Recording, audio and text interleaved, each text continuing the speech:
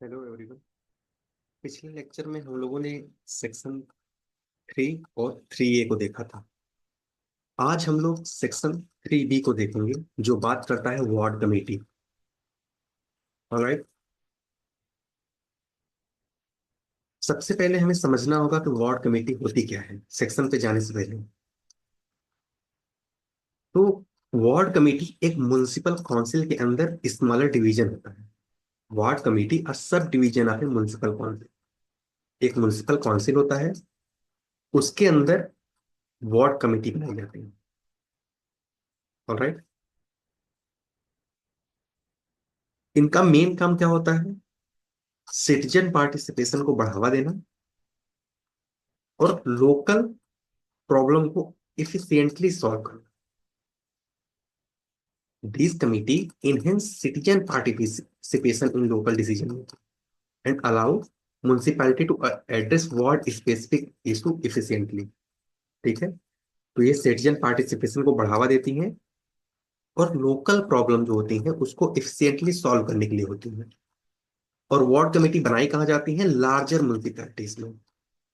आगे हम लोग देखेंगे जहां 3 लाख या उससे अधिक पॉपुलेशन होती है वहां वार्ड कमेटी सेटअप करना मैंडेटरी होता है according to article 243 S sub clause 1 constitution. Alright. तो इसका इंट्रोडक्शन ये था। अब हम लोग चलते हैं सेक्शन पे जो 3B बात करता है। इसका सब क्लॉज 1 कहता है each ward committee constituted under clause 1 of article 243 clause yes of the constitution of India within the territorial area of the municipal council having a population of 3 lakh or more consist of one ward। इसको pointers में divide कर दिया गया है जिससे मतलब ऐसा notes बनाया गया है जो मेंस के लिए भी यूजफुल हो। तो आप लोग इसको मेंस के लिए भी एक रिफर कर सकते हो। ये क्या कहता है आर्टिकल 243 सब क्लॉज 1 इंडियन कॉन्स्टिट्यूशन का? ये मैंडेट करता है the formation of ward committee in municipalities with A population of 3 lakh और मोर। जहां 3 लाख या उससे ज्यादा पॉपुलेशन है वहां आर्टिकल 243 यस का सब क्लॉज 1 मैंडेट करता है फॉर्मेशन ऑफ वार्ड कमेटी। कहाँ? म्युनिसिपैलिटीज में। The provision was introduced by the 74th constitutional amendment। ये आर्टिकल 243 यस का सब क्लॉज 1 कब ऐड किया गया था? 74th कॉन्स्टिट्यूशनल अमेंडमेंट से, जो 1992 में आया था। ठीक है। To ensure that governance is more localise and effectively. और ये किस लिए लाया गया था? कि जो लोकल गवर्नेंस है वो इफेक्टिवली परफॉर्म करे, तो लोकल प्रॉब्लम है वो इफिशिएंटली सॉल्व हो सके।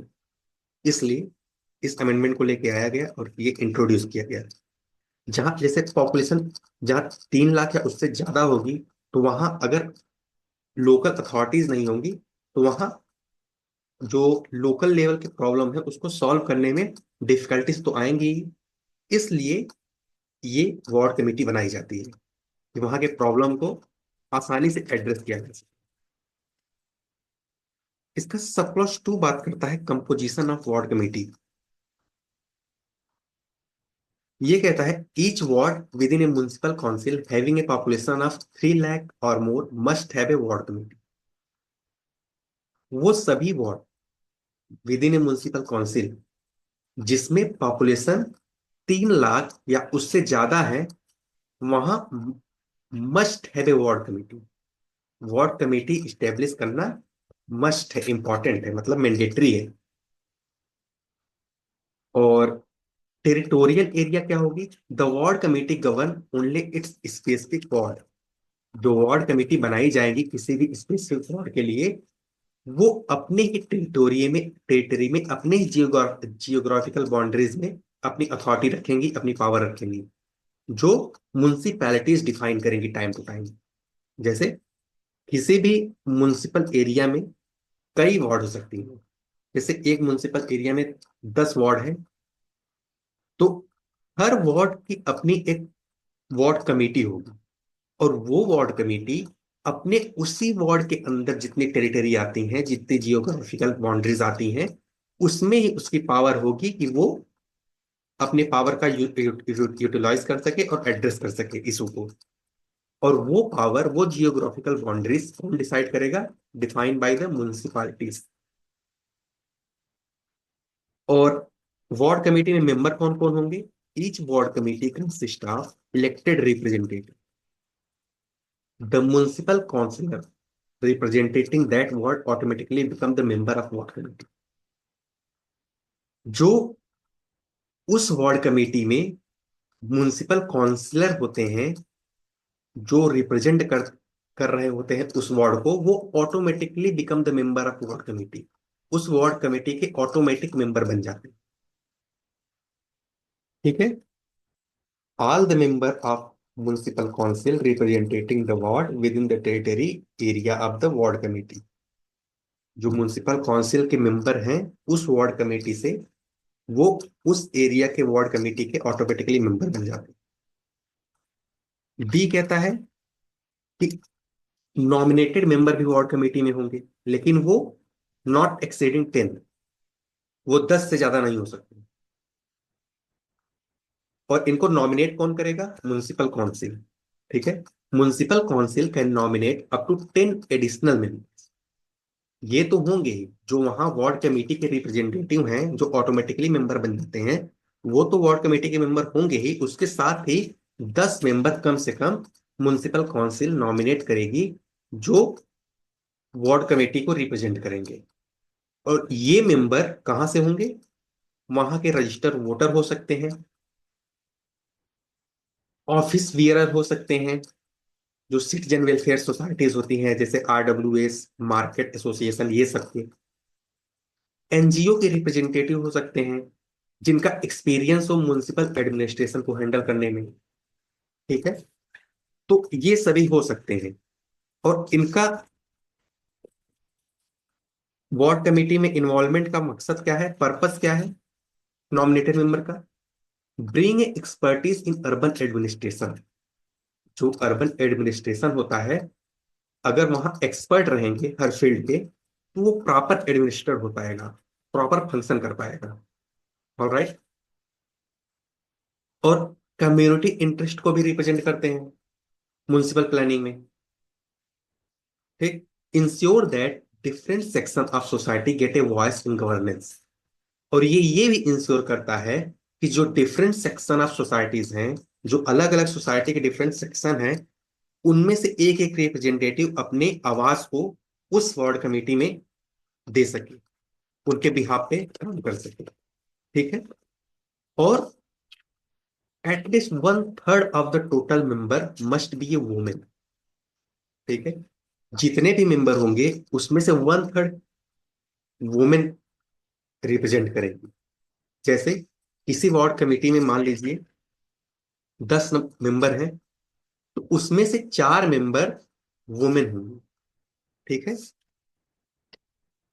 और इसका सब क्लॉज 3 बात करता है leadership and administration of ward committee. तो ये कहता है चेयरपर्सन कौन होगा वार्ड कमेटी का। तो जो म्युनिसिपल काउंसिलर होते हैं, जो हम म्युनिसिपल काउंसिल के रिप्रेजेंटेटिव ऑटोमेटिकली वार्ड कमेटी के मेंबर बन जाते हैं, उनमें से ही एक चेयरपर्सन होगा वार्ड कमेटी का। ठीक है।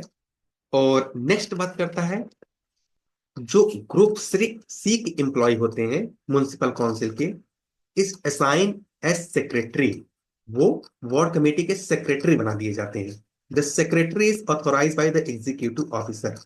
और सेक्रेटरी को कौन ऑथोराइज करता है? Executive officer. ठीक है। और सेक्रेटरी का रोल क्या होता है, सेक्रेटरी का फंक्शन क्या होता है? वो मीटिंग्स के रिकॉर्ड को मेंटेन करता है, maintain official document and report.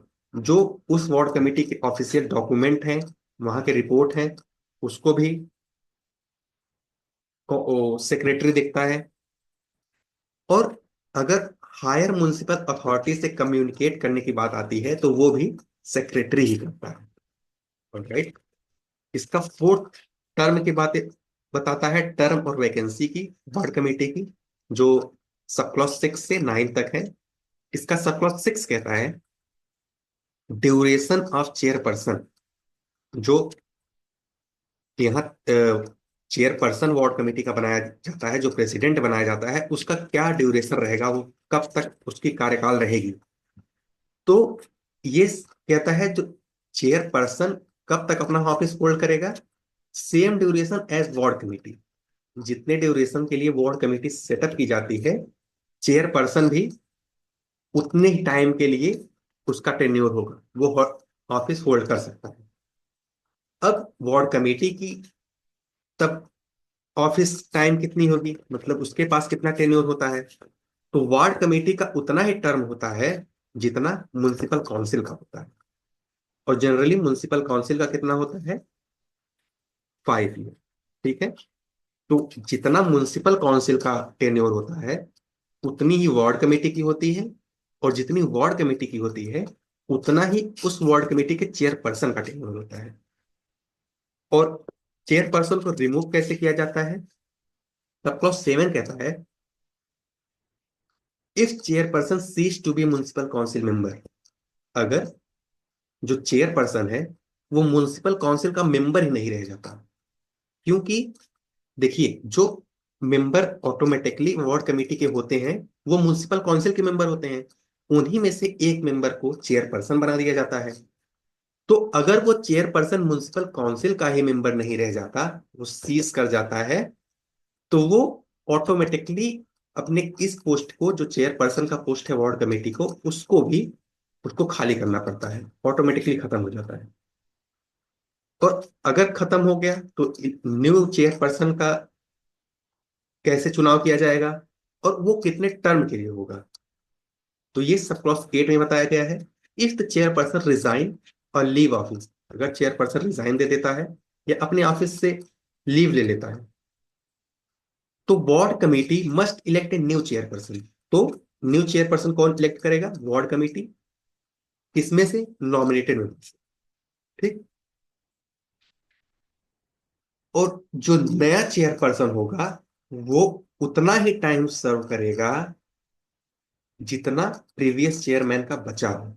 जैसे अभी के टाइम पे अगर हम लोग इसको रिलेट करें, तो जो वन नेशन वन इलेक्शन में है कि अगर कोई भी स्टेट गवर्नमेंट डिसॉल्व कर जाती है, तो वो अगर वापस से इलेक्शन होता है, जैसे 5 साल का टेन्योर है और 3 साल में कोई भी गवर्नमेंट खत्म हो जाती है, ठीक है, तो अगर 2 साल बचा है तो वो बस वापस से अगर इलेक्शन होगा तो वो 2 साल के लिए होगा, 5 साल के लिए नहीं होगा। तो ये वही बात करता है, only serve the remaining term of the previous chairperson. ठीक। 9 ड्यूरेशन की बात करता है, वार्ड कमेटी की ड्यूरेशन क्या होगी। Ward committee exist for the same period as municipal council, और म्युनिसिपल काउंसिल की जनरली क्या ड्यूरेशन होती है, 5 साल। तो वार्ड कमेटी की भी 5 साल होनी चाहिए। ठीक। If the municipal council term and, अगर म्युनिसिपल काउंसिल की टर्म जो है, जो उसका टेन्योर है, वो खत्म हो जाता है, तो वार्ड कमेटी भी उसके साथ डिसॉल्व ऑटोमेटिकली हो जाती है। ऑलराइट। अब इसके बाद हम लोग फंक्शन के बारे में देख लेते हैं। जो सब सेक्शन 10 है उसका वो फंक्शन बताता है। यह सिंपली कहता है the state government prescribe rule for the power and function of ward committee. Ward committee के पास पावर क्या होंगी और उसके फंक्शन क्या होंगी, वो कौन डिफाइन करेगा, स्टेट गवर्नमेंट। तो इसके कुछ की फंक्शन है, उसको हम लोग देख लेते हैं। जैसे infrastructure development, ward committee recommend कर सकती है रोड कंस्ट्रक्शन के लिए, स्ट्रीट लाइटिंग के लिए, ड्रेनेज इंप्रूवमेंट के लिए। ठीक है, तो वार्ड कमेटी ये सब रिकमेंड कर सकती है सही करने के लिए। Maintenance of park, play ground and public spaces को भी वो रिकमेंड कर सकती है। वो सैनिटाइजेशन एंड वेस्ट मैनेजमेंट को भी देखती है, जैसे monitor garbage collection, drainage cleaning and public toilet maintenance. ठीक। Implement waste segregation program. Next है water supply and public health, ये भी इसके फंक्शन है। ठीक है, जो वाटर सप्लाई के इश्यूज हैं उसको रिजॉल्व कर देती है, और कोई सजेशन है तो उसको भी देती है म्युनिसिपल काउंसिल को। ओके। और ये और आगे है सिटीजन ग्रेवियंस रिड्रेसल। ठीक है, अगर कोई इनलीगल इंक्रोचमेंट हो रहा है तो उसको भी एड्रेस करती है। पब्लिक न्यूसेंस, सिविल सर्विसेज और मॉनिटरिंग एंड बजटिंग का भी काम करती है। ठीक है, तो म्युनिसिपल काउंसिल को बजट एलोकेशन करने में हेल्प करती है फॉर वार्ड डेवलपमेंट, अपने वार्ड के डेवलपमेंट के लिए। ठीक है, और इंश्योर करती है कि जो म्युनिसिपल प्रोजेक्ट है वो प्रॉपर इम्प्लीमेंट हो सके। ठीक, और वार्ड कमेटी के पास रिकमेंडेशन की पावर होती है पॉलिसीज की। Ward committee can recommend policies for local governance. जो वहाँ के लोकल प्रॉब्लम है, लोकल गवर्नेंस है, ठीक है, उनके किसी पॉलिसी को वो रिकमेंड करती है म्युनिसिपल काउंसिल के पास, स्टेट गवर्नमेंट के पास। ठीक है, और वो म्युनिसिपल काउंसिल को असिस्ट भी करती हैं ward committees. They assist the municipal council in implementing implementing and development program. ठीक है, तो वो असिस्ट भी करती है म्युनिसिपल काउंसिल। तो वार्ड कमिटी एक डिसेंट्रलाइज गवर्नेंस और सिटीजन पार्टिसिपेशन के लिए इंपॉर्टेंट होती हैं, जो आर्टिकल 243 यस के सब क्लॉज 1 में है। ये एक लिमिट भी है, जहां 3 लाख या उससे ज्यादा पॉपुलेशन है वहां वार्ड कमेटी सेटअप की जाती है। वार्ड कमेटी में इलेक्टेड रिप्रेजेंटेटिव, नॉमिनेटेड मेंबर और वुमेन रिजर्वेशन भी है, जैसे हम लोगों ने देखा। और इनका फंक्शन भी है इंफ्रास्ट्रक्चर, सैनिटाइजेशन, वाटर सप्लाई। ठीक है, ग्रेवियंस रिड्रेसल, और वार्ड कमेटी को ये असिस्ट भी कर सकती है। ठीक, तो ये था आज का lecture. Thank you so much.